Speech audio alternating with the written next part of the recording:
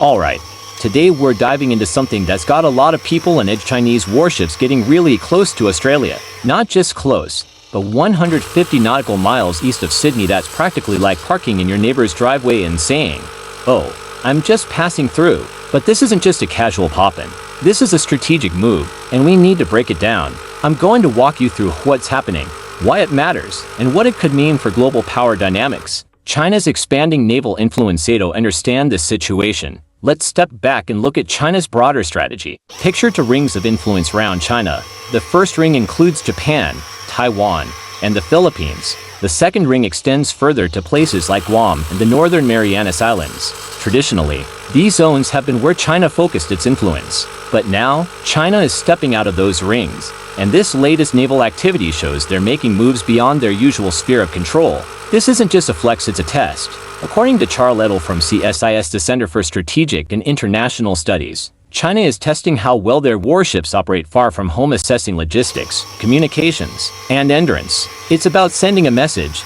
Hey, we can reach you. Australia's response and strategic concerns. No, Australia isn't just sitting back and watching this unfold. The Royal Australian Navy is shadowing the Chinese warships, and Defense Minister Richard Marles has ordered a close watch on their movements. Experts, like Richard McGregor from the Lowy Institute, warn that this isn't just a one-time event, it's part of a bigger picture. China has been steadily expanding its influence in the Pacific region through infrastructure projects, diplomatic efforts, military presence. It's like a strategic chess game, where China is making moves to secure long-term advantages. A different kind of visit. This feels different from when Chinese Navy ships visited Sydney in 2019. That visit was pre-planned and diplomatic. This time, completely unannounced. That's what has security analysts concerned. China's actions don't seem like an act of goodwill, but rather a test of power projection. The double standard debate. There's another angle to this, the double standard argument. Ewan Graham from ASPI, Australian Strategic Policy Institute, points out something interesting. China gets angry when the US or Australia conduct naval activity near Taiwan, but they don't seem to have a problem sailing near Australia's waters. This raises an important question.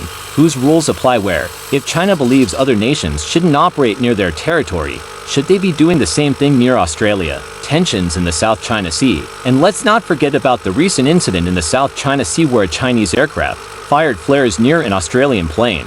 That was a tense situation, adding even more fuel to an already strained relationship between China and Australia. So, we're looking at China testing its military reach, a possible double standard in naval operations, a pattern of tense encounters between both nations. What happens next? That's the big question.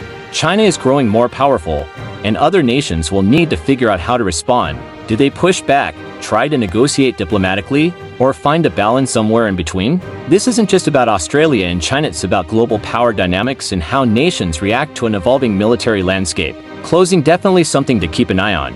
That's the breakdown for today. Let me know what you think. This is a complex situation that's still unfolding, and the way governments respond will shape the future of international relations. Stay informed, stay curious, and until next time, keep diving deep.